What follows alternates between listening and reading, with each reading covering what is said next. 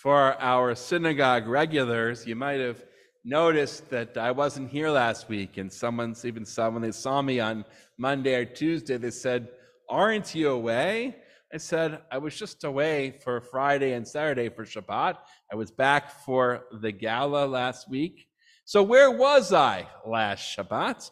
And the Jusium family knows that I was at Camp Ramah in the Berkshires in Dutchess County on our 6th grade retreat. So how was the retreat? I'm going to answer the question a little bit for the Jusiums.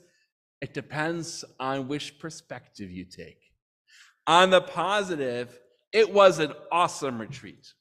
There were 7 families that came with us. Those adults that wanted some social lubricant and alcohol got to have that. The food was actually good. You want to go to camp and have good camp food, which is actually getting better, by the way. Bring a small group, because then they can feed you better.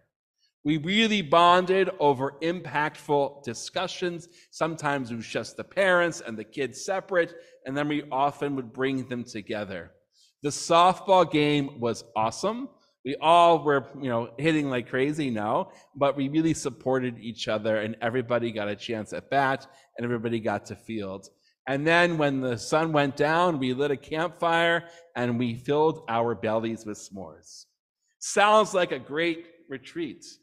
But if we want to focus on the negative, you recall that it was 90 degrees last Friday, and at some point the storms came, depending on where you were. And so the people said that the heavens opened up while they were driving up to camp. And then, of course, just as we're all getting ready to gather for Shabbat, the storm comes to us, and we have to hunker down before we can pray. We did get a rainbow at the end, but we'll come to that later on. When people got into their bunks that hadn't really been used all year round, and nature took over. That includes spiders and ants. And what's beautiful about Camp Ramah is that each cabin has a hot water heater. But it also means what's difficult about Camp Ramah? Each cabin has a hot water heater that's been lying dormant for several months, and now is not always easy to figure out how to use. Some of the food was a little salty if you really want to get down to it. And then, if you paid attention Saturday night, the mercury went from 90 to 40. And we all told each other on Sunday morning how we all woke up at 1, 2, 3 in the morning with frozen feet under the 3 little blankets that we were able to have. I have to say, the hot shower that I took before the gala was one of the best showers I've had in a while. So which perspective shall we take on this gala? Was it an retreat?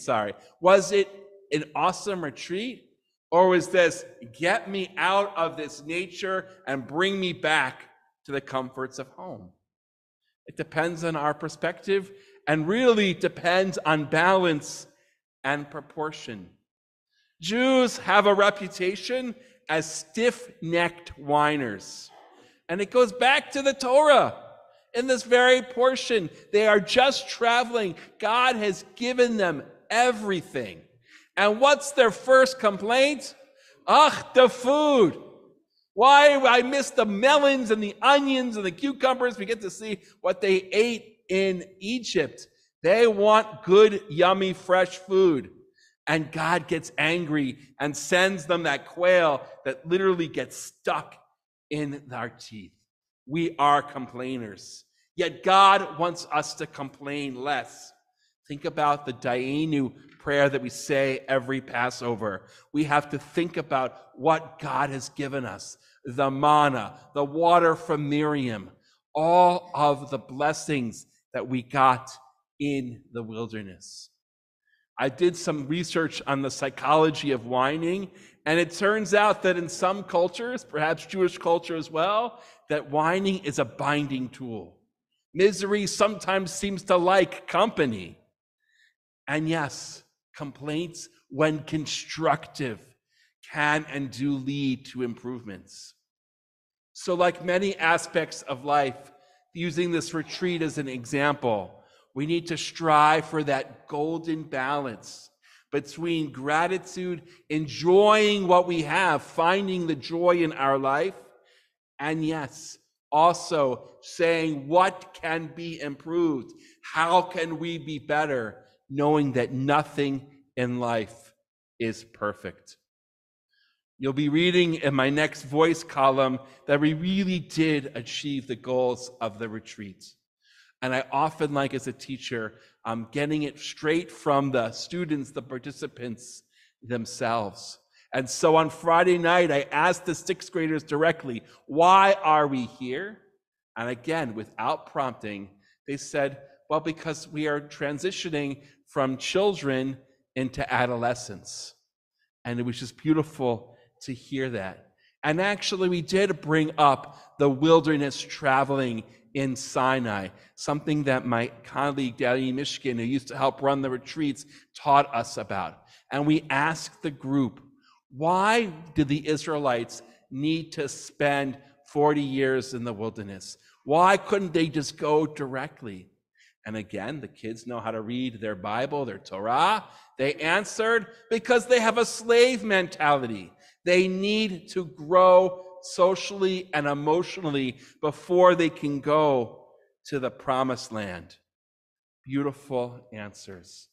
We need to know and how to balance our complaining and to finding our joy.